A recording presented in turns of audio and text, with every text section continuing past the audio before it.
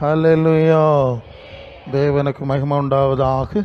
இந்த நாளில் மீண்டும் ஒருமுறை உங்களோடு சேர்ந்து தேவனை மகிமைப்படுத்தும்படியாக ஆண்டவருடைய வார்த்தைகள் சிலவற்றை உங்களுக்கு ஞாபகப்படுத்தும்படியாய் தேவன் தந்த வாய்ப்புக்காக நான் தேவனுக்கு துதி செலுத்துகிறேன். உங்கள் யாவருக்கும் இயேசு நாமத்திலே அன்பின் வாழ்த்துக்கள். ஹல்லேலூயா.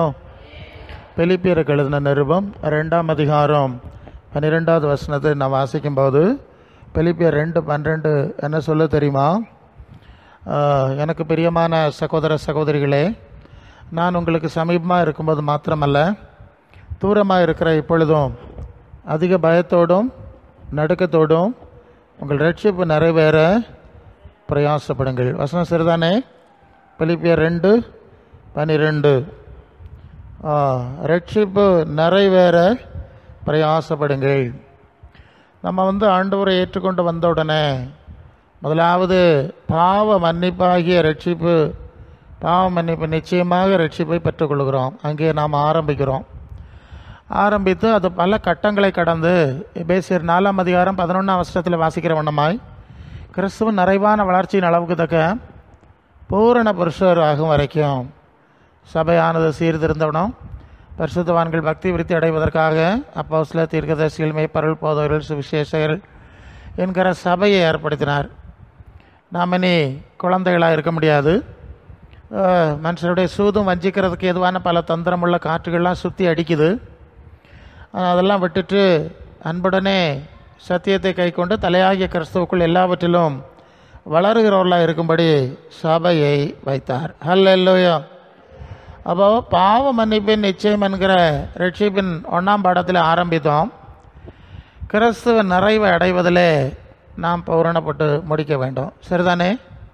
அப்போ ஒரு சபையினுடைய வேலை என்னதுன்னு உங்களுக்கு புரியுதா? இப்போ நம்ம விசுவாசிகளாக இருக்கிறீங்க, உங்களுக்கு ஆண்டவர் நிறைய உதவி செஞ்சார், பல தீமையிலிருந்து காத்தார். ஒவ்வொரு நாளும் அடிக்கடி நினைக்கிறீங்க, கர்த்தர் இந்த வாரத்தை காத்தார், இந்த மாதம் காத்தார், இந்த வருஷம் காத்தார், இல்லையா?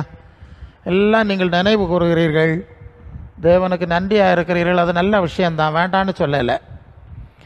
இப்படி நோய் இல்லாமல் சந்தோஷமாக பிரச்சனை எல்லாம் இல்லாமல் இந்த உலகத்தில் வாழ்கிறதுக்கு ஆண்டவர் நம்ம அழைக்கலை. அல்லேலூயா. மனசில் கொள்ளணும்.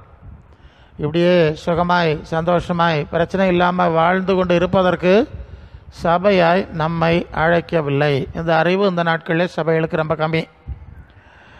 அவர் நம்மை பாவி என்ற நிலையிலிருந்து பரிசுத்தத்தின் பூரணம் அல்லது தேவகுமாரனாகிய இயேசுவை அந்த சாயலின் அளவுக்கு வளருகிறவர்களாக இருக்கும்படி நம்ம அழைத்திருக்கிறார். மனசில் வைக்கணும். இப்படி ஏதோ பேய்க்கும் நோக்கியும் ஆண்டவர் காக்கிறாருன்னு மட்டும் சொல்லிகிட்டு இருக்கக்கூடாது. அது நல்லது தான், வேண்டான்னு சொல்லலை. ஆனால் அதுக்காக ஆண்டவர் நம்ம அழைக்கவில்லை என்பதை மட்டும் நாம் மனசில் வைத்திருக்க வேண்டும். நாம் கிறிஸ்துவின் சிந்தை சாயல் தன்மையிலே பூரணமடைய அழைக்கப்பட்டிருக்கிறோம். ஏன்னு சொன்னால், இங்கே கவனத்தில் கொள்ள வேண்டிய காரியம், நீங்கள் 2 கொரிந்தியர் 4:16 பவுல் சொல்வார், ஆனபடினாலே நாங்கள் சோர்ந்து போகிறதில்ல, எங்கள் பரம்பான மனுஷன் அழிந்து உள்ளான மனுஷன் நாளுக்கு நாள் புதிதாக்கப்படுது. சரி, அது ஒரு முக்கியமான வசனம் இல்லையா? பரம்பான மனுஷனில் வளருறதுக்கு நாம் அழைக்கப்படவில்லை. யாரும் வளர போகிறதில்ல. யாராவது வளர்ந்தீங்களா? ஒருத்தரும் வளரலை. எல்லோரும் தேஞ்சிக்கிட்டு தான் போகிறது மிச்சம்.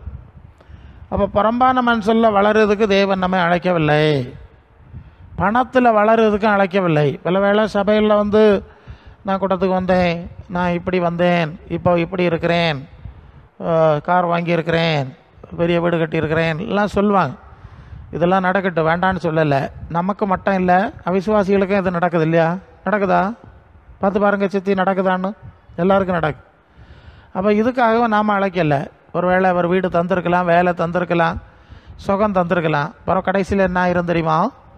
ஒரு குறிப்பிட்ட நாளில் சுகம் தந்தது மண்ணில் வைக்கணும், கெட்டின வீடை போட்டுட்டு போனோம். இது மாதிரி என்னெல்லாம் ஆண்டவர் தந்தார் செய்தாருன்னு சொல்லிகிட்டு இருந்தீங்களோ எல்லாத்தையும் விட்டுட்டு தானே போனோம் நம்ம. சரி தானே? சந்தேகம் இல்லைல்ல? அப்போ இதுக்கு நம்ம அழைக்கவில்லை. அழிந்து போகிற அநித்தியமான காரியங்களுக்காக நம்ம அழைக்கவில்லை. ஆத்துமாவிலே பலப்படுவதற்காக அழைத்தார். ஹல்லேலூயா. ஏன் ஆத்துமாவிலே பலப்படுவதற்கு அழைத்தார் என்று சொன்னால், நீங்கள் 2 கொரிந்தியர் 5ஆம் அதிகாரம் 7, 8 வசனத்தில் வந்தால் அங்கே என்ன படிக்கிறோன்னு சொன்னால், இந்த தேகத்தில் குடியிருக்கையில் 2 கொரிந்தியர் 5:7-8, இந்த தேகத்தில் குடியிருக்கையில் கர்த்தரிடத்தில் குடியிராதவர்களாக இருக்கிறோம் என்று அறிந்தும் எப்பொழுதும் தைரியமாக இருக்கிறோம். நாம் தைரியமாகவே இருந்து இந்த தேகத்தை விட்டு குடி போகவும் கர்த்தரிடத்தில் குடியிருக்கவும் அதிகமாய் விரும்புகிறோம். ஹல்லேலூயா. ஒரு வீட்டில் நம்ம குடியிருந்துட்டு அந்த வீட்டை காலி பண்ணிட்டு வாடகை வீட்டில் இருந்தால் காலி பண்ணிட்டு போவாங்கல்ல, இது மாதிரி தான் இந்த சரீரமாகிய கூடாரத்தில் உள்ளான மனுஷனாகிய நாம், ஆத்மாவாகிய நாம் கொஞ்ச நாளைக்கு குடியிருக்கோம். சரிதானே? அர்த்தம் சரிதானே? சரி. ஒரு நாள் இந்த சரீரத்தை காலி பண்ணிவிட்டு ஆண்டவரோடு குடியிருப்பதற்கு இந்த சரீரத்தை போட்டு விட்டு ஓடி போகிறோம். சரீரத்தை கொண்டு போகலை, போட்டுட்டு போகிறோம். ஒருவேளை இயேசுநாதர் வந்தால் அந்த நேரம் இருந்தோன்னா அப்போ இந்த சரீரத்தை கொண்டு போக மாட்டோம், ஒரு இமைப்படலே மறு ரூபமாகி போகும். நல்ல இல்லையா? அப்போ உள்ளான மனுஷனில் நாம் பலப்பட அழைக்கப்பட்டிருக்கிறோம். இப்போ கொஞ்சம் ஐடியா புரிஞ்சுதா? அதில் பலப்படவில்லை என்று சொன்னால், நான் நேரமாக சொன்ன மாதிரி பணத்தில் பலப்பட்டேன், அதில் பலப்பட்டேன், இதில் பலப்பட்டேன்லாம் சொல்லி சந்தோஷப்பட்டுட்டு இருந்தா அத்தனையும் இழந்து ஓடி போக வேண்டியிருக்கும். அதுதான் ரொம்ப முக்கியமாக கவனத்தில் கொள்ளணும். நாம் பணத்தில் வளர்ந்துருக்கோமா, உலகத்தில் வளர்ந்துருக்கோமாங்கிறது பிரச்சனை கிடையாது. பல வேளை விசுவாசிகளுக்கு இப்படி ஒரு போராட்டம் வந்துடுது. அது இன்னைக்குள்ள பிரசங்கி மாதிரி உலகத்தில் நீ உயர இருப்பாய், உச்சக்கட்டமாக இருப்பாயின்னெல்லாம் பேசி பேசி இப்போ உள்ள ஆளுகளுக்கு குழப்பம். கொஞ்சம் வரியமாக கூட்டத்துக்கு போகிறேன், வாக்குத்தத்தம் எல்லாம் உன்னை அங்கே வைப்பார் இங்கே வைப்பாருன்னு எல்லாம் அநித்தியமான ஜீவ வாக்குத்தத்தம். சரிதானே? மோசையின் மூலம் ஒரு பிரமாணம் கொடுத்தாரா இல்லையா? அதில் கடைபிடித்து நடக்கிறவர்களுக்கு ஒரு வாக்குறுதி கொடுத்தார். அது பாகமாக 28ஆம் அதிகாரம் முதல் 14 வசனத்தில் இருக்குது. நீ போகையிலும் வருகையிலும் பூமியின் உயர்ந்த ஸ்தானங்களில் ஏறி இருக்க பண்ணுவேன். அப்புறம் கடைசியில் என்னதாகும் தெரியுமா? அவனை ராஜாக்களின் கல்லறையில் பிரதானமானவைகளில் வைத்தார்கள். எசேக்கியா ராஜா மரிச்சு போனானோ, அவனை ராஜாக்களின் கல்லறையில் பிரதானமான கல்லறையில் வச்சாவலாம். சரியா? அப்புறம் வேறு சில ஆளுகளை ராஜாக்களின் கல்லறையில் வைக்கலையா? அப்போ பூமிக்கு உயர்ந்த ஸ்தலத்துக்கு ஏறியாச்சு, அப்புறம் அங்கேருந்து கீழே விழுந்தாச்சு, அப்புறம் கொண்டு ராஜாக்களின் கல்லறையில் வச்சுட்டாவ. இது அநித்தியமான ஜீவனுக்குரிய வாக்குத்தத்தம். சரிதானே? இதுதான் இப்போ நிறைய கேட்டுட்ருக்குது. அதை கேட்டு கேட்டு ஆளுகளுக்கு பிரச்சனை. நானும் கொஞ்சம் காலமாக கூட்டத்துக்கு போகிறேன், எல்லா கூட்டத்துக்கும் அட்டன் பண்ணுகிறேன், எனக்கு கோபுரமும் கிடைக்கல கொட்டாரமும் கிடைக்கல. அல்ல இல்லையா? இப்படி இருக்க நல்ல விசுவாசிகளையும் குழப்பி விட்டுரு வேலை நடத்திட்டு இருக்கா இப்போ ஆளுவ. கோபுரம் கெட்டதுக்கும் கொட்டாரம் கெட்டதுக்கும் ஆண்டவர் நம்ம கூப்பிட்டாரா? என்னத்துக்கு கூப்பிட்டாரு? உள்ளான மனுஷனில் வல்லமையாக பலப்படுது கூப்பிட்டாரு. அல்ல இல்லையா? புறம்பான மனுஷனில் பலப்பட்டு பெயிண்ட் அடித்து என்ன ஆக போகுது? இப்போ உள்ள பிரசங்க மாதிரிலாம் பெயிண்ட் அடிச்சுட்டு தான் வராவா இல்லையா? தலைக்கெல்லாம் பெயிண்ட்டு டை. புறம்பான மனுஷன் தான், அவ்வளவுதான். அறிவு அப்படி தான் இருக்குது, என்ன செய்யாது? உள்ளான மனுஷனில் பலப்படுவதுக்கு ஆண்டவர் நம்ம அழைத்தார். இந்த அறிவு விசுவாசிகளுக்கு வேணும். சபை ஏன் பலவீனமாய் போகிறது என்று சொன்னால், அவர்கள் உள்ளான மனுஷனில் பலப்படுகிற காரியங்களை பற்றி ஒரு அறிவில்லை, விசுவாசம் இல்லை.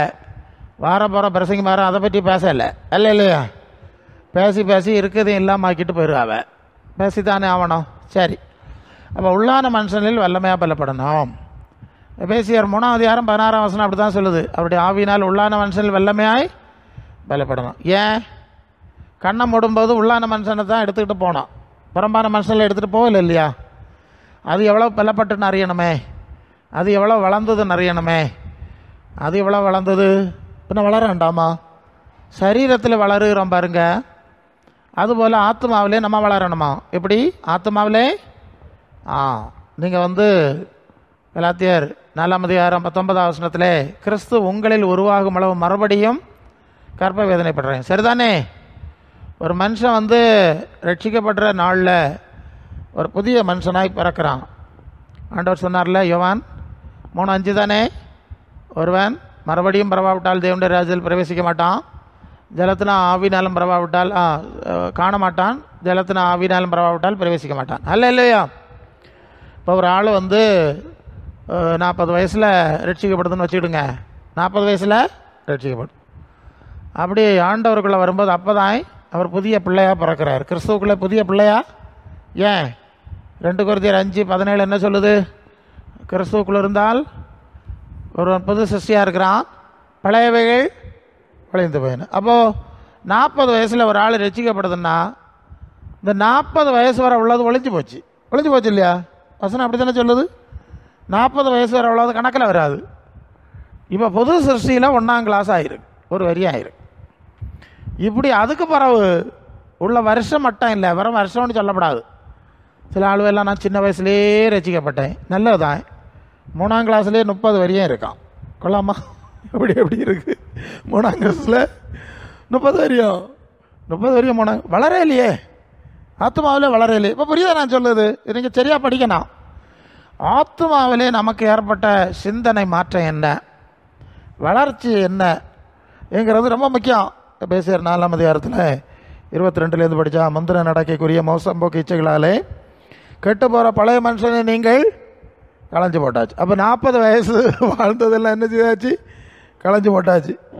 அப்போ அதுக்கு பிறகு தான் உங்கள் உள்ளத்திலே புதிதான ஆவி வந்து, இல்லையா? அது ஆளாளுக்கு வேறு படம், உதாரணத்துக்கு சொன்னேன். புதிய ஆவி வந்து அதுக்கு பிறகு தான் மெய்யான நீதியிலும் பரிசுத்தத்திலும் தேவனுடைய சாயலாக சிருஷ்டிக்கப்பட்ட புதிய மனுஷன் கிடச்சிது, இல்லையா? புதிய மனுஷன் கிறிஸ்து உருவான மாதிரி குழந்தைய போல உருவாகிருக்கு. எனக்கு 40 வரியம்மா கண்ணீர் என்னவை நினைக்கிறீர்கள்லாம் சொல்லிகிட்டு இருக்க முடியாது. 40 ஆனான்னு 50 ஆனான்னு இப்போ தானே குழந்தையாயிருக்கு, புதுசாக பிறந்திருக்கு.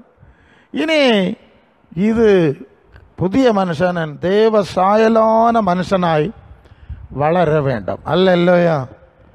கிறிஸ்துவின் சிந்தையிலே வளர வேண்டும்.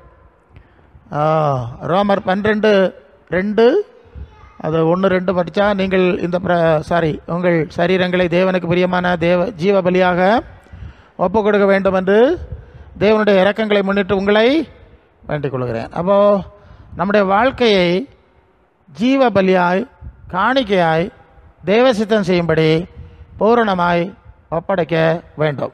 வேணுமா வேண்டாமா? வாயினால் வந்து பாட்டு பாடிட்டு கையை அடிச்சுட்டு போயிடப்படாது. உங்கள் வாழ்க்கையை ஒப்பு கொடுக்கணும்லையே சொல்லியிருக்கு. அப்படி ஒப்பு கொடுத்தாதான் அடுத்து எப்படி ஒப்பு கொடுக்குது? நீங்கள் இந்த பிரபஞ்சத்துக்கு ஏற்ற வேஷம் தெரியாமல் தேவனுக்கு பிரியமோ நன்மையும் பரிபூர்ணமான சித்தம் என்னதென்று பகுத்தறியத்தக்கதாக உங்கள் மனம் புதுசாகி மறுரூபமாகி கொண்டே இருக்கணும். சரிதானே? அப்போது பரலோக தேவனுக்கு பிரியமானது என்னது? அவருக்கு சித்தம் என்னது? ஆவிக்குரிய சரீரத்துக்கு காரியங்கள் என்னது? அதை பற்றியே சிந்திச்சு அந்த அறிவிலே வளரணும். சரியா? அந்த அறிவிலே வளரணும். இப்போ பாருங்கள், உலகத்தில் பிள்ளைகளெல்லாம் படிப்பிச்சாவ. இப்போ ஹையர் செகண்டரி +2 படித்தாச்சு. அடுத்து டாக்டருக்கு படிக்கணும்னா 5 வரியமா? அது 5 வரியம். அது MBBS. அது முடித்த பிறகு அதுக்கு மேலே, இல்லையா? கொஞ்சம் வரியமாக படித்த வேண்டியிருக்கு, இல்லையா? 12, 5, 17, அதுக்கு வர பின்ன 2, 3 எல்லாம் 20, 25 வரையும் ஆகிப்போம். இப்படியே படிக்கிறது. என்னத்துக்கு படிக்கிறதுன்னு சொன்னால், இந்த சரீரத்தில் என்ன இருக்குன்னு படிக்கணும், இந்த சரீரத்தை பற்றி படிக்கணும், இதை சரீரத்தை சாவாமல் வைக்கிறது பற்றி படிக்கணும், இதை சோக்கேடு வந்தால் தீக்கிறது பற்றி படிக்கணும். இப்படி உள்ள லட்சம் எல்லாம் செலவாக்கி, கோடி செலவாக்கி, வரியம் எல்லாம் செலவாக்கி, கடைசியில் மருத்துவம் பார்த்து எல்லோரும் செத்துக்கிட்டே இருக்கா. இதெல்லாம் படித்து முடிச்சுட்டு எல்லாம் செய்து அந்த டாக்டர் ஒரு காலம் செத்து போகிறார் இல்லையா? இவ்வளவு காலம் படித்து ஆராய்ச்சி பண்ணி நடந்தது அத்தனையும் வேஸ்ட் ஆச்சா? உண்மை இல்லையா நான் சொல்லுது? வேஸ்ட் ஆச்சு. இனி வேற ஒரு துறையில் இருக்கிறவர், அவர் என்ஜினியராக இருப்பார், அவர் விண்வெளி ஆராய்ச்சி பண்ணார். ஒருத்தர் அஸ்ட்ரானமிக் இன்ஜினியர் சயின்டிஸ்ட்டு, இன்னொருத்தர் அது எப்படி இது எப்படி எல்லாம் கள்ளி வெட்டிச்சாருன்னு இடவாடைகளையும் ஆராய்ச்சி எடுத்து கடைசியில் மண்ணில் வச்ச வேண்டியதான் முடிவு. அப்போ கடைசியில் சிந்திக்கணும், அப்போ இத்தனை வரையும் நான் படித்து அதில் படிச்சிருக்கிறேன், இதில் படிச்சிருக்கிறேன், அந்த பட்டத்தை வாங்கினேன், இவ்வளவு சம்பாதிச்சேன், இவ்வளோ பணம், அது இதெல்லாம் என்ன கொண்டு போகிறாவலாம்? இல்லையா? இப்போ புரியுதா நான் சொல்லுது? அப்போ வாழ்க்கை முழுவதும் நான் ரொம்ப வருஷத்துக்கு முன்னே ஒரு சுதந்திர போராட்ட தியாகி இருந்தார் எங்கள் ஊர் பக்கம். அவரை பார்க்க போனேன். அவருக்கு தியாகி பென்ஷன்லாம் கொடுத்துருக்கு. புதுசாக வீடெல்லாம் கட்டி கொடுத்துருக்காங்க. அந்த தியாகி பென்ஷன்லாம் கொடுத்து அப்படி செஞ்சுருக்காங்க. நான் அவர்கிட்ட போய் பேசிக்கிட்டு இருந்தேன். வயசான தாத்தா. அவர் என்ன பார்த்தோன்னா, வாங்க பாஸ்டர் உட்காருங்க. அந்த பகுதியில் நான் சுவிசேஷ பணிக்கு போனேன். அப்போது இங்கே ஒருத்தர் இருக்காருன்னொன்னா அவரை பார்க்க போனேன். அவர் சொல்லுவார், ராஷ்ட்ரியம் ராஷ்ட்ரியம் தேசியம் தேசியம் சொல்லி ஓடி ஓடி வாழ்க்கையெல்லாம் பாழாக்கிப்பட்டோம் பிரசங்கியாரு. கொள்ளாமா? இயேசுநாதருக்கு ஊழியம் செஞ்சுருந்தா எனக்கு சொர்க்கமாவது கிடச்சிருக்கோம். இப்போ என்னத்தை கிடச்சி? என்னத்தை இல்லாமல் கிடச்சி. இப்போ போட்டுட்டு போக வேண்டிய இருக்கே, இல்லையா? அப்போது வாய்ஸை, அறிவை, பலத்தை இப்படியெல்லாம் பயன்படுத்தி மண்ணுக்கு போகிறது தான் மிச்சம். அப்புறம் ஒரு பெரிய மலர்வளையம் வச்சுக்கிடுது, வரியத்துக்கு ஒருக்கா அங்கே ஓடி நோட்டீஸ் விட்டுது, விண்ணக வாழ்வின் 3ஆம் ஆண்டு. எப்படி உங்களுக்கு தெரியுமா? எங்கள் ஊரில் எல்லாம் விட்டுவாவ விண்ணக வாழ்வின் 3ஆம் ஆண்டு. அப்போ என்ன அர்த்தம் தெரியுமா? இந்த ஆள் 3 வருஷமாக பரலோகத்தில் இருக்குன்னு கொள்ளாமா. அவர் இங்கே ஃபோன் பண்ணி சொன்னாரா, நான் 3 வருஷமாக பரலோகத்தில் இருக்கேன்னு? விண்ணக வாழ்வுக்கும் போகல, ஒரு மண்ணாங்கட்டிக்கும் போகல. விண்ணக வாழ்வை பற்றி இங்கே இருக்க எவ்வளோ சிந்திச்சா இல்லையா விண்ணக வாழ்வுக்கு போகிறது? அது எங்கேயோடைய நடந்திருக்கு. பிள்ளைகளுக்கு கொஞ்சம் நல்லா பைசா சேர்த்து வச்சுருப்பார், அது சந்தோஷப்பட வேண்டி விண்ணக வாழ்வின் 3ஆம் ஓட்டி விட்ருது. ஏசுநாத தவிர ஒரு தரம் பரலோகத்துக்கு போகலையா, அது வேற கதை இருக்கட்டும். இப்போ இப்படியே காலத்தை ஏமாற்றி தன்னை ஏமாற்றி ஓடிட்டுருக்கா. நம்ம அப்படி இருக்கக்கூடாது. அல்ல இல்லையா? ஆத்மாவில் பலப்பட்டியலா உங்களுடைய சிந்தை கிறிஸ்துவுக்கு ஏற்ற சிந்தையில் மாறிச்சா? பிலிப்பியர் 2:5 கிறிஸ்துவில் இயேசுள்ள சிந்தையை உங்களிலும் இருக்க கிடவுது. அதை நீங்கள் பேசணும். நான் இத்தனை வரையும் விசுவாசியாக்கும், நான் இந்த வசனம் எல்லாம் கேட்டேன், ஜாம் பண்ணினேன், எனக்கு உள்ளான மனுஷன் வர வர பலத்துக்கிட்டே மகிமையின் மேல் மகிமை அடைந்து மறுரூபம் அடைந்தான். 2 கொரிந்தியர் 3:18 திறந்த முகமாய் கர்த்தருடைய மகிமையை கண்ணாடியிலே காண்கிற வண்ணமாய் கண்டு ஆவியா இருக்கிற கர்த்தரால் அந்த சாயலாக தானே மகிமையின் மேல் மகிமை அடைந்து மறுரூபப்பட்டுக்கிட்டே போகுது. நீங்கள் எத்தனை பேர் சொல்லுவியா? இப்போ கேட்கணும். செத்த பிறகு நாங்கள் வந்து அங்கே பாட்டு பாடி அடக்க ஆராதனை நடத்தினில் உங்களை சொர்க்கத்தில் ஒன்றும் ஒரு தரையும் கொண்டு போகிறது கிடையாது. அதெல்லாம் படம். செத்தப்புறம் சரி தான். இப்போ செத்தப்புறம் தோத்திர கூட்டம் ஒன்று வச்சோன்னா இல்லையா? நமக்கு பண்டுதெல்லாம் கிடையாது. நம்ம அதிலெல்லாம் இறங்கலை. கத்தோலிக்கராக்கம் கொண்டு வந்தது புரட்சிக்காரில் பார்த்து இப்போ நம்மளாம் பெரியத்துக்கிற தோத்திர கூட்டம் வச்சாண்டாமா? வச்சனம். நம்ம போகிற வச்சனத்தை சொல்லு. சரி, இப்படி எல்லாம் செய்யினாலும் யாரா பரலோகத்துக்கு போகலாம்? நீங்கள் யோசிச்சு பாருங்கள்.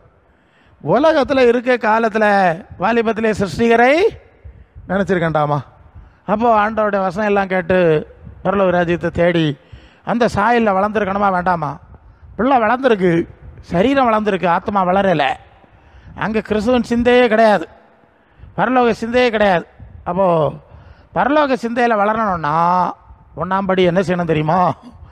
அது மத்திய 6:20-21 உங்கள் பொக்கிஷம் எங்கே இருக்கிறதோ உங்கள் அங்கே உங்கள் இருதயமும் இருக்கும். பரலோகத்தில் பொக்கிஷம் சேர்த்து வைக்கணும்.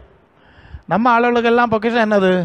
வெளிநாட்டுக்கு போகணும், நிறைய பணம் சம்பாதிக்கணும், பெரிய வீடு கட்டணும், 4 கார் வைக்கணும், பயல கலெக்டர் ஆகணும். இதுதான் மனசில் இருப்போம். இப்படி தானே இருந்துட்டு போட்டு இப்படி இருக்க ஆளுவை இதிலே வளர்ந்துட்டு பரலோகத்துக்கு போனால் என்ன கிடைக்கும்? யோசிச்சு பாருங்கள். அப்போ முதல்ல ஆண்டவர் சொல்லுவார், மனசை அங்கே வைக்க வேண்டும். எங்கே வைக்கணும்? நமக்கு பொக்கிஷம்னு சொல்லுதெல்லாம் பூமியில் இருக்கப்படாது. ஏதோ கொஞ்ச நாளைக்கு வேணும், அத்தியாவசியம், அதோட விட்டு நடத்திக்கிடணும். அல்ல இல்லையோ? பரலோகத்தில் தான் மனசை வைக்கணும். அதனால தான் கொலோசையர் 3:2 கிறிஸ்து தேவனுடைய வலது பார்சத்திற்கு மேலானவளை தேடுங்கள், பூமிக்குரியவளை அல்ல மேலானவளை நாடுங்கள் எழுதியிருக்கா? நீங்கள் மேலானவளை தானே நாடி நடக்குதியே. கேட்போம், பிரசங்க எல்லாம் மணிக்கணக்காக கேட்போம். பிரசங்கமாக இருக்கும் குறையில்லை, பிரசங்கத்துக்கும் குறையில்லை, கூட்டத்துக்கும் குறையில்லை. இது வேற பறந்தாலும் ஊர்க்குருவி பருந்தாவாதுன்னு சொல்லுவாங்க. அல்ல இல்லை இல்லையா? வேற பறந்தாலும் ஊர்க்குருவி மனசம்பளம் இங்கேயே கிடக்குது, பரலோகத்து போகல. அப்போ எப்படி ஆக்கும்? மனசு பரலோக சாயல் வரும். மனசில் பரலோக சாயல் வரணும் இல்லையா? எப்படி வரும்? ஆத்மீக சிந்தை எப்படி வரும்? உள்ளான மனுஷனில் தேவ சாயல் எப்படி வரும்? வந்துதானே நீங்கள் பார்த்துக்கிடணும். அது இத்தனை வரியும் கூட்டத்துக்கு போய் ஆஜர் வச்சுக்கிட்டு ஒழுங்காக ஆஜர் அட்டண்டன்ஸ் எல்லாம் கீப் பண்ணுன்னு சொன்னால் முடியாது. இல்லை இல்லையோ? கண்ணை மூடணுன்னு உங்களுக்கு புரியும்படி சொல்லுவேன். இப்பெல்லாம் பிரசங்கமாக இருக்கு, இந்த கதை தெரியலை பாருங்க. லூக்கா 16:19 ஆண்டவர் ஒரு உண்மை சம்பவம் சொன்னார். என்ன சம்பவம்? உண்மை சம்பவம். அப்போ 2 பேர் இருந்தார். ஒருத்தன் ஒரு ஐஸ்வர்யவான் இல்லையா? அவன் அனுதினமும் சம்பிரமமாய் லக்ஸூரியஸ்லி லிவிங், சுகபகமாய் வாழ்ந்தான். அப்படி தானே? அப்படின்னா என்ன அர்த்தம்? இது இயேசுநாதருடைய காலத்துக்கு முன் வாழ்ந்த ஆளுகளாகும். அப்படின்னா என்ன அர்த்தம்னு கேட்டால், அது உபாகமம் 28:1-14 போகையிலும் வருகையிலும் நிற்கையிலும் எல்லாம் பெரிய பூமிக்குரிய அனித்தியமான ஜீவ ஆசீர்வாதம் சொல்லியிருக்கு இல்லையா? அதெல்லாம் இந்த ஐஸ்வர்யவனுடைய வாழ்க்கையில் இருக்குது. அதாக்க அதுக்கு அர்த்தம். பழைய ஏற்பாட்டுக்காரன் தானே. அதனால் அவன் நினச்சிக்கிட்டான் கர்த்தர் என்னோட கூட இருக்கார். அப்போ கர்த்தர் நம்மோட கூட இருந்தால் என்ன செய்வார்? பணம் தருவார், பூமியில் உயர்ந்த பதவி தருவார். அப்படி தான் நம்ம சொல்லி பழகிட்டோம். கர்த்தர் என்ன அப்படி கொண்டு போகிறார், இப்படி. ஏய், நம்ம ஆளுகளை விட மற்ற ஆளுகள் 3 தடவை 4 தடவை நாட்டை ஆட்சி செஞ்சுட்டு இருக்கான். அதெல்லாம் மறந்துடக்கூடாது. ஸோ இதெல்லாம் ரொம்ப பேசி பழக கருத்தர் தந்தா நன்றி கருத்தர் நடத்தினார், அதோட விடுங்க, இதை ஆசீர்வாதமாக்க சொல்லிட்டு பொக்கிட்டு நடக்கப்படாது. சரி, இப்போ என்னாச்சுன்னா ஐஸ்வர்யவான் கர்த்தர் என்னோட கூட இருக்கிறார், ஏன் போகையிலும் வருகையிலும் நிற்கையிலும் ஆசீர்வாதமாக இருக்கிறேன்னு நினைக்கிறேன். சரிதானே? இப்போ அடுத்தது ஒருத்தன் இருந்தானே, அவனுக்கு பிறந்தது லாசரு இல்லையா? இவன் எங்கே கிடந்தான்? தெருவில் கிடக்கிறான், பிச்சைக்காரன் போல கிடக்கிறான். அந்த உபாகமும் 28:14 பிறகு நிறைய சாப வசனம் சொல்லியிருக்கு இல்லையா? ஏறக்குறைய அதெல்லாம் அவனுக்கு பொருந்தோம். இப்படியாக அவருக்கு ரோட்டில் கிடப்பு, இவர் மாளிகையில் இருக்கார். ஆண்டவர் சொல்லுவார், 2 பேரும் கண்ணை மூடனாவலாம் இல்லையா? ஒரு நாள் உண்டு இல்லையா, மகத்தான் அந்த நாள். இப்போ ஐஸ்வர்யவானாக இருந்தவன் எங்கே இருக்கிறான்? பாதாளத்திலே வேதனைப்படுறான். தெருவில் கிடந்த பிச்சைக்காரன் எங்கே இருக்கிறான்? ஆபிரகாம் பக்கத்தில். புரிஞ்சுதா உங்களுக்கு? உலகத்தில் நாம் வாழுகிற வாழ்க்கை காட்சி சூழ்நிலை வேறு. கண்ணை மூடின பிறகு நாம் அடையக்கூடிய சூழ்நிலை தலைகளை இருக்கும். இது ரொம்ப முக்கியம் இல்லையா? உலகம் உலகத்தின் அதிபதி ஆகிய பிசாசுக்கு ஆட்சியில் இருக்குது. லோக்கா 4:5 சொல்லுவான் இல்லையா? உலகம் முழுசும் எனக்கு கொடுத்துருக்கு, நான் தான் ராஜா. 1 யோவான் 5:19 உலகம் முழுவதும் பொல்லாங்கனுக்குள்ள கிடக்கிறது. சரிதானே? அப்போ பொல்லாங்கனுக்குள் கிடக்கிற உலகத்தில் பொல்லாங்கனுடைய மக்களுக்கு பெரிய பதவி கிடைக்கிறது. அதுதானே உண்மை, அதுதானே உண்மை. அவன் ஏசுநாட்டை அப்படி தானே சொல்கிறான், எனக்கு இஷ்டமானவனு கொடுப்பேன், நீ எனக்கிட்ட வந்தீங்கன்னா உனக்கு தருவேன், உலகத்தின் மேன்மையான பதவிகளை உனக்கு தருவேன்னு சொன்னான்ல. ஹல்லேலூயா. இதெல்லாம் ஆண்டவருடைய வார்த்தைகளை மெடிடேட் பண்ண பாருங்க. ஸோ அப்போ அப்படிப்பட்ட ஆளுவெல்லாம் இருக்காவ, நம்ம இல்லை இல்லையா? நீங்கள் யாராவது இப்படி பெரிய பதவியில் இருந்தீங்களா? இருக்கும் நம்ம ஆளுவ யாராவது நாட்டு ஆட்சி செய்யக்கூடிய அந்த பதவியில் இருந்தாவளா? கொஞ்சம் பாருங்களாம், கொஞ்சம் காலமாகவே நடந்திருக்கு, ஒரு தரம் இல்லை இல்லையா? அப்போ இதை பற்றி ரொம்ப பீத்தாண்டான் விட்டுறானா. சரி, இப்போது அவன் உயர கொடுக்கான். ஸோ கண்ணை மூடின பிறகு எங்கே இருப்பாவ? பரலோகத்துக்கு போக மாட்டாவ. சரிதானே? ஏசுநாதரை பாருங்க, நரிகளுக்கு குழிகளும் ஆகாத பிறகு கூடுகளும் உண்டு, மனுஷகுமாரனுக்கு தலை சாக்கி இடம் இல்லை, அப்படி தானே சொன்னார்? இருக்கு. அவர் பிதாவாகி தேவனுடைய வலது பார்சத்தில் இருக்கிறாரா? சந்தேகம் இல்லைல்ல? அப்போஸ்தலர்கள் என்ன சொன்னார்கள்? அது 1 Corinthians 4:9 அப்போஸ்தலர் எங்களை மரணத்துக்கு குறிக்கப்பட்டவர்களைப் போல கடைசியாய் தோன்றப்பட பண்ணினார், நாங்கள் உலகத்துக்கு வேடிக்கானோம், துடைத்துப்படுற ஆளுக்கு பலவானோம் சொல்லுவார் இல்லையா? இது யாரு? அப்போ இயேசுவும் அப்போஸ்தலர்களும் இப்படி தான் இருந்தாவ. அப்புறம் கண்ணை மூடின அப்புறம் எங்கே போயிருப்பாவ? தெரியுதா உங்களுக்கு எங்கே போயிருப்பாவேன்னு? ஒரு ஐடியா தரட்டா? அது அப்போஸ்தலர் நடபடிகளே. ஸ்தேவான். யாரு? ஸ்தேவான் 8ஆம் அதிகாரமா?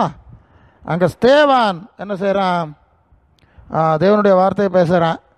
பேசிகிட்டு இருக்கும்போது அவனை கல்லறைகிறார்கள் இல்லையா? அல்லேலூயா. 7ஆம் அதிகாரம். கல்லறைகிறார்கள். கல்லறையும் போது அவன் சாவுறான்ல, சாவும்போது ஒரு வார்த்தையை சொன்னான். 56 அதோ வானங்கள் திறந்திருக்கிறதையும் மனுஷகுமாரன் தேவனுடைய வலது பார்சல் நிற்கிறதையும் காண்கிறேன். சரிதானே? பார்த்தீங்களா? தெருவில் ரோட்டை போட்டு கல்லறிஞ்சு கொள்ளுவான்வ. அவன் எங்கே போகிறான்? எந்த காட்சியை பார்க்குறான்? புரியுதா? அப்போது உலகத்திலே அற்பமாக இருந்தவர்கள் ஆண்டவருக்குள்ளே இருந்தபடினாலே அவர்கள் கண்ணை மூடும்போது ஒரு மேலான பதவிக்கு போகிறார்கள். இது மனசில் வைக்கணும் விசுவாசிகள். சரியா? சரி. ஆனால் இந்த ஆண்டவருக்குள்ளான அனுபவம் இல்லாமல் உலகத்தில் உப்பரிக்கையில் இருந்தாலும் கண்ணை மூடும்போது எங்கே போவார்கள்? தலைகளான இடத்துக்கு போவார்கள். இப்போ புரியுதா நான் சொல்லுது? இது எப்போ மனசில் இருக்கணும். அப்போது கண்ணை மூடுவது வரைக்கும் இருக்கிற காலத்துக்குரிய காரியங்களை பெருசாக நினைக்கப்படாது. நான் சொல்லுவது புரியுதா உங்களுக்கு? அதாவது நான் ஒன்று சொல்லுவேன், நாம் இந்த உலகத்தில் எத்தனை வருஷம் வாழ்ந்துருவோம்? 80ன்னு வைங்களேன். அதை சொல்கிறான்ல, மோசே சொல்கிறான்ல, 80 வருஷமானாலும் அதனுடைய மேன்மை என்னதான்? வருத்தமும். ஓகே, இவ்வளவுதான். நான் அதை 12ஆம் வசனத்தில் 90ஆம் சங்கீதம் தானே, 12ஆம் வசனத்தில் வந்தால் எங்கள் நாட்களை எண்ணும் அறிவை எங்களுக்கு போதித்தரலாம் சொல்கிறாரா? எத்தனை நாளுன்னு தெரியுமா? இப்போ 80 வருஷம்னு வைங்க, அதிகபட்சம் நம்ம 80 வருஷம் இருப்போம். 80 வருஷத்தை 365 வச்சு பெருக்கணும். 365 தானே? 65 வச்சு பெருக்குங்க. எத்தனை நாள் வரும் கணக்கு பார்த்துருக்கியாளா? 29,200 நாள் வரும். கொள்ளாமல் பெருசங்க யார்? 80 வரையும் உலகத்தில் இருந்தாலே 50,000 நாள் கிடையாது. 29,000 200 நாள், அப்படி தான் ஒரு கணக்கு. பார்த்து பாருங்கள் சரியாக இருக்குமா. இப்போ நமக்கு வயசு பல மாதிரி ஆகணும் வைங்க, 50 வயசுன்னு வைங்க. அப்போ 50 வயசுன்னா 50 பெருக்கல் 365 எவ்வளோ வரும்னு பார்த்துக்கிடணும். இவ்வளவு எண்ணிக்கையும் 29,200 கழிக்கணும். மிச்சம் எத்தனை நாள் இருக்குன்னு பார்த்துக்கணும். 80 வரையும் இருக்கதா இருந்தால் நமக்கே ஒரு கணக்கு உத்தேசம், இத்தனை நாள் தான் இனி இருப்பேன், ஒரு உத்தேசம் 80ன்னா சரிதானுங்களா. அப்போது 29,200 நாள் வாழுகிற வாழ்க்கையில் பூமியின் உயர ஏறணும், எவரெஸ்ட்டில் ஏறணும், கொடி கட்டி பறக்கணும்னு சொல்லிட்டு மனுஷன் ஆயுசு முழுதும் வீணாக்கேன். சரிதானே, வீணாக்கியாச்சு.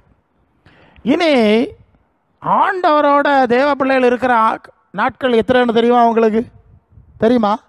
நித்திய ஜீவன். என்னது நித்தியம்னா? என்னது? எண்ட்லெஸ், எண்ணக்கு கிடையாது. அது எவ்வளோன்னு கிடையாதுங்க.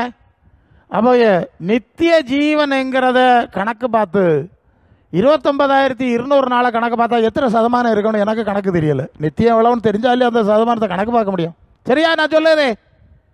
இப்போ இந்த பெரிய நித்திய ஜீவனுக்கு போகிற ஆத்மாவை குறித்த சிந்தையை விட்டுக்கிட்டு 29,200 நாள் இருக்க காரியத்துக்காக ஆளுவ வடக்கு தக்கா ஓடிட்டு நடக்காத. அதுக்கு நேரம் ஒரு கூட்டம் பிரசங்க மாதிரி இன்னும் கொண்டு போகிறேன், அங்கே கொண்டு போகிறேன், எங்கே கொண்டு போவானோ தெரியாது. இதாக இப்போ நடக்க கூத்து. நான் சொல்லுறது சரிதானா? எனக்கு சபைக்கு செய்தி சொல்லணுமே. இதாக நடக்கு. அப்புறம் கடைசியில் ஒன்றும் இல்லை, ஒரு பெரிய மலர் வளையத்தை வச்சு 5-6 பாட்டம் பாடி பெரிய பாஸ்டர் சின்ன பாஸ்டர் எல்லோரும் ஒரு நாடகம், அவ்வளோதான்.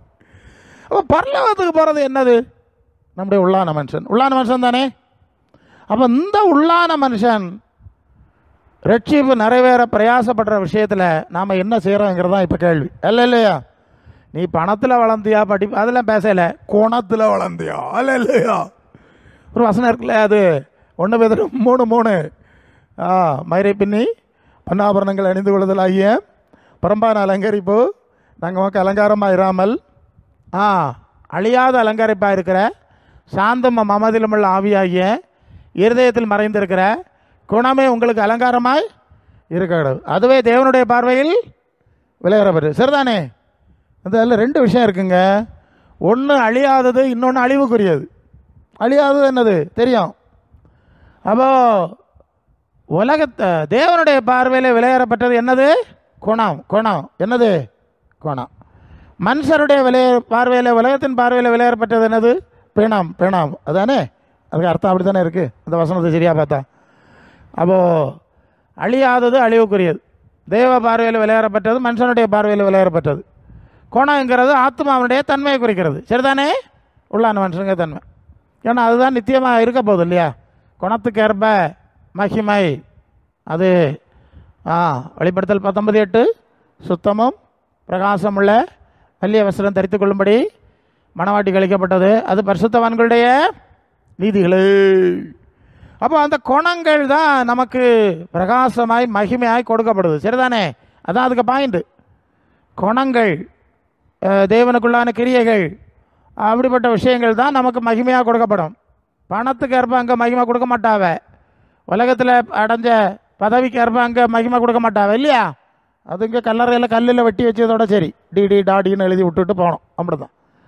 அப்போ உள்ளான மனுஷன்லே ரட்சிப்பு நிறைவேற பிரயாசப்படுங்கள் என்று சொல்கிற நிலையில் நம்ம ஆத்மாவிலே வளர்ந்து கொண்டே இருக்க வேண்டும். அல்லையும் சரீரத்தில் பலவீனம் இருக்கும், அது தேஞ்செல்லாம் போவோம். உலக பிரகாரமான காரியத்திலும் ஒரு வேளை பல மாதிரியான சூழ்நிலை இருக்கும், தாழ்மையான சூழ்நிலை இருக்கலாம். அதில் நமக்கு பிரச்சனை கிடையாதுல்ல. நமக்கு பிரச்சனை உள்ளான மனுஷனில் பலப்பட்டோமாங்கிறது. இது எப்படி இந்த சரீரத்தை விட்டு வெளியே போவோம், அதுக்கு என்ன பதவி கிடைக்கும், அது நித்திய, அதாவது நீங்கள் இப்போ பாடுகள் மிகவும் நித்திய கன மகிமையை உண்டாக்குறது அல்ல இல்லையா? கொஞ்ச காலம் நீங்கள் படுற பாடுகள் அல்ல உபத்திரவம் நித்திய கன, எத்தனை வார்த்தை இருக்குன்னு பார்த்துக்க, நித்தியம் கனம் வெயிட்டு கூடுதல் மகிமையாக உண்டாகுது. இதுதான் விசுவாசிகளுக்கு தெரிய வேண்டிய விஷயம். இந்த விஷயம் தெரியாததுனாலே ஆகும் ஆளும் எல்லாம் சரீரத்தில் பலப்படலான்னு வடக்கு தக்கா ஓடுது. ஒருத்தருக்கும் பலப்பட முடியாது. போறாவு கூட்டமும் கொள்ளலாம், கொட்டாவியும் கொள்ளலாம். ஏன்? அவங்க ஓடுனது இப்போ சரீரத்தில் பலப்படலான்னு. இப்படி சரீரத்திலையும் உலகத்திலையும் பலப்படுறான்னு ஓடு ஆளும் எல்லாம் சீக்கிரமாக தளர்ந்து போயிடுவாங்க. அல்ல இல்லையோ? அதுதான் பவுல் சொல்கிறார். ஆனப்படினாலே நாங்கள் சோர்ந்து போகிறதில்லை. ஏன்? இது மண்ணுக்கு போனவங்களுக்கு தெரியும். இதை பார்த்துக்கிட்டு நடந்தால் அப்புறம் சோறு போகாமல் என்ன வரும்?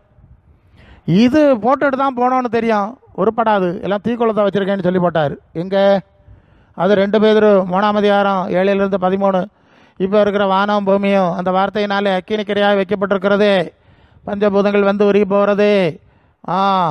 துன்மார்க்கர் யாவரும் நியாயம் தீர்க்கப்பட்டு அழிந்து போகும் நாள் வரை வைக்கப்பட்டிருக்கிறது. அப்போ இந்த தீக்குளத்தை வச்சுருக்கிறத பார்த்துக்கிட்டு இருந்தால் அது எப்படி உற்சாகம் வரும்? சோர்வு தான் வரும். அதில் நாங்கள் பார்க்கல. ஒன்று, எங்கள் உள்ளான மனுஷன் நாளுக்கு நாள் புதுப்பிக்கப்படுகிறது. அதையே பார்த்துட்டு இருக்கனால எங்களுக்கு சோர்வு வராது. சரிதானே? சோறு கிடைச்சாலும் கிடைச்சாட்டாலும், மழை வீடு உழவுனாலும் உழவாத வழியாக போனாலும் அதில் எங்களுக்கு பிரச்சனை கிடையாது. எங்களுக்கு உள்ளான மனுஷனில் பலப்பட்டு அங்கே போகணும். அதனால சோர்வு வராது. இனி தேவன் ஆட்சி செய்கிற புதிய வானங்களும் புதிய பூமியும் உண்டாகும் என்று காத்திருக்கிறோம். 2 பேர் 3:13. அப்போது இங்கே பார்த்து ஒருத்தன் சொல்லுவேன் நான் வந்தால் எல்லாம் சரியாக்கிடுவேன்னு, வேற ஒருத்தன் சொல்லுவேன் நான் வந்தால் சொர்க்கமாக மாற்றிடுவேன்னு. இந்த கதையில் அந்த பாவை சொல்லி சொல்லி சொல்லி சொல்லி அது வர வர கேடாயிட்டு போகிறத ஒன்றும் உருப்படையில்லை. அவர் தீக்குளத்துலையா வச்சுருக்காரு. பின்ன எப்படி நீங்கள் பெயிண்ட் அடிச்சது? பெயிண்ட் அடித்து படம் தான் காட்டணும். என்ன செய்யணும்? திருப்பிடிச்ச இரும்ப பெயிண்ட் அடித்தது மாதிரி படம் காட்டி ஏமாற்றலாம். வேற ஒன்றும் நடப்பில்லை. அதனால் பேதுரு சொல்கிறார், இதெல்லாம் எங்களுக்கு ஆண்டவர் என்னைக்கே சொல்லி தந்தாச்சு. அதனால் தேவன் நீதி வாசம் பண்ணோம், தேவன் ஆட்சி செய்யக்கூடிய புதிய வானங்களும் புதிய பூமி உண்டாகும் என்று காத்திருக்கிறோம். வெளிப்படுத்தல் 22:3. இனி ஒரு சாபம் வராது, ஆட்டுக்குட்டியானுடைய சிங்காசனம் அங்கே இருக்கும். இந்த பாவை எவனோ மாறி மாறி வந்தாலும் இப்படி தான் இருக்கும். ஏன்னா தலைமை அதிகாரி இப்போ சாஸ் இல்லையா? அல்ல இல்லையா? இதெல்லாம் கீழே உள்ளதானே, அவர் தானே தலைவர். அது இப்படி தான் இருக்கும். அப்போ ஆண்டவராக இயேசு ஆட்சி செய்யக்கூடிய ஒரு சூழ்நிலை வரும்போது தான் எல்லா சாபம் முடிவுக்கு வரும். இதெல்லாம் தேவ பிள்ளைகளுக்கு தெரிஞ்சதுனாலேயாக இதை பற்றி கவலைப்படுவது கிடையாது. அரசியல் எல்லாம் ஈடுபாடு செலுத்துவது கிடையாது. பேருக்கு ஒரு கடமைக்கு இருந்துட்டு போயிடுவாங்க.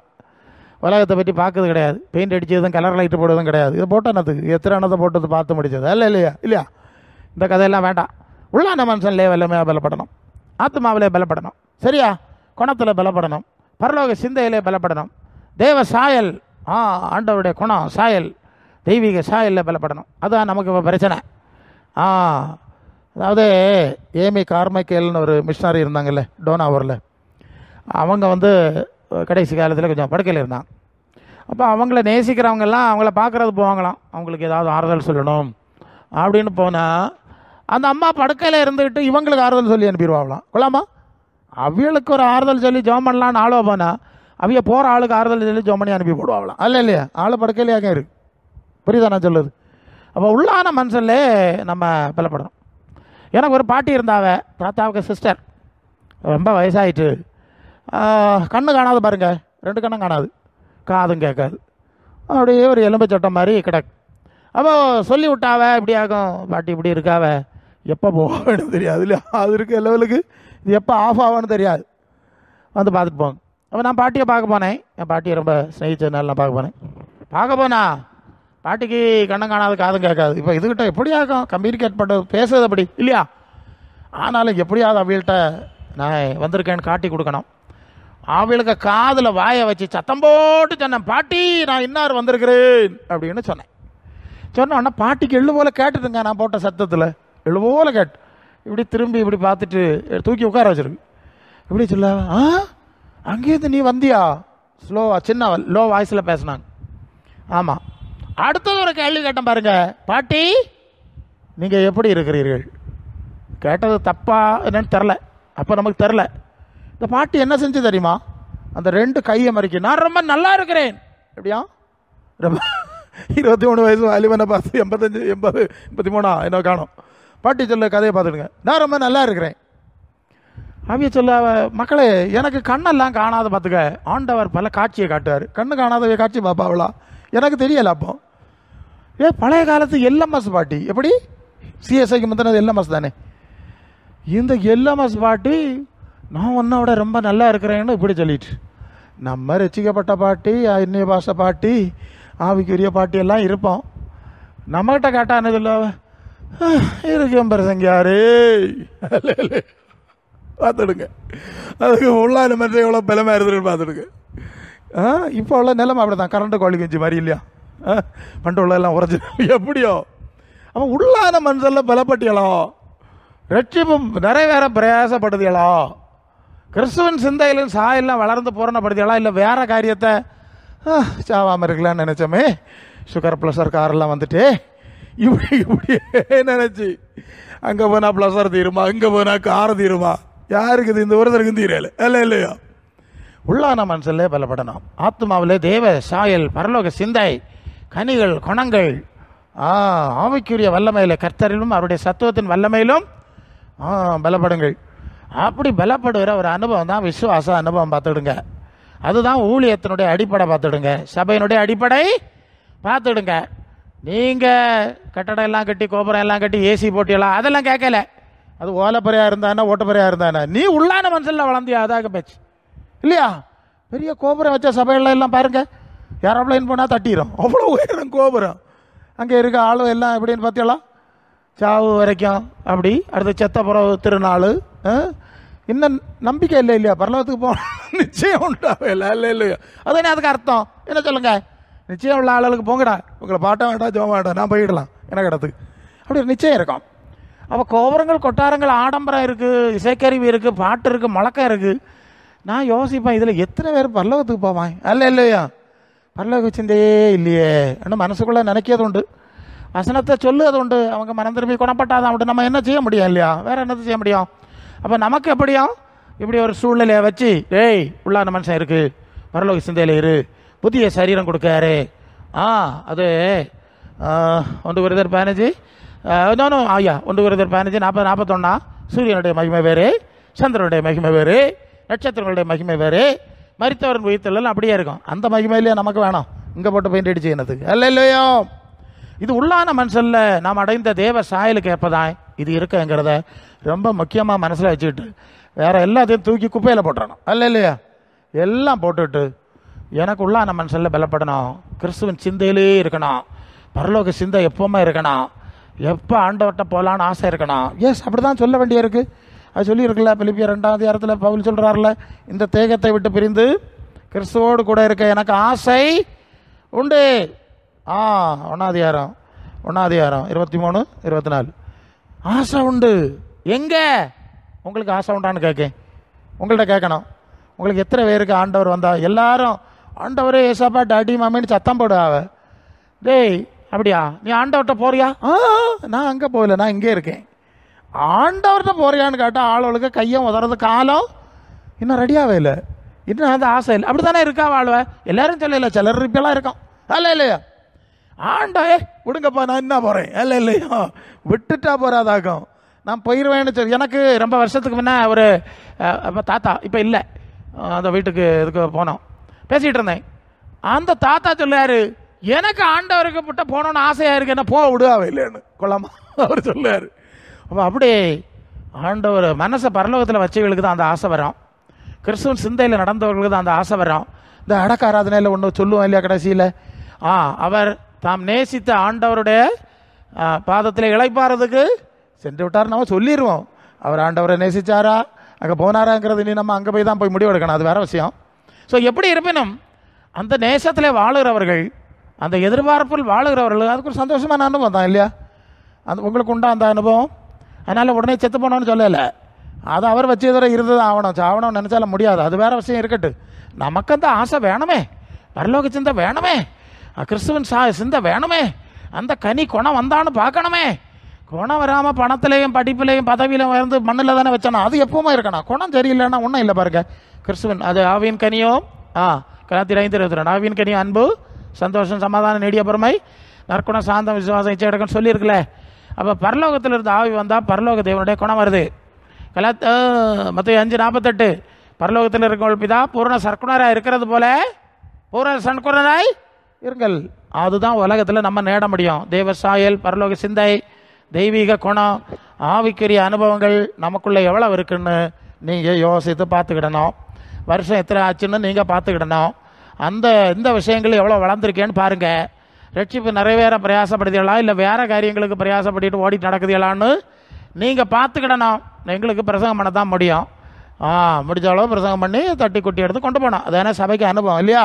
சரி, அப்போ அன்பு தேவ பிள்ளைகளே, அது எப்படி பவுல் சொல்கிறாருன்னா, முடிக்கிறேன். அதிக பயத்தோடு, எப்படிங்க? அதிக பயத்தோடும் நடுக்கத்தோடும் உங்கள் ரட்சிப்பு நிறைவேற பிரயாசப்படுங்க. வேறு காரியத்துக்கெல்லாம் பயமும் பக்தியும் இருக்குது பார்த்தியலாம்.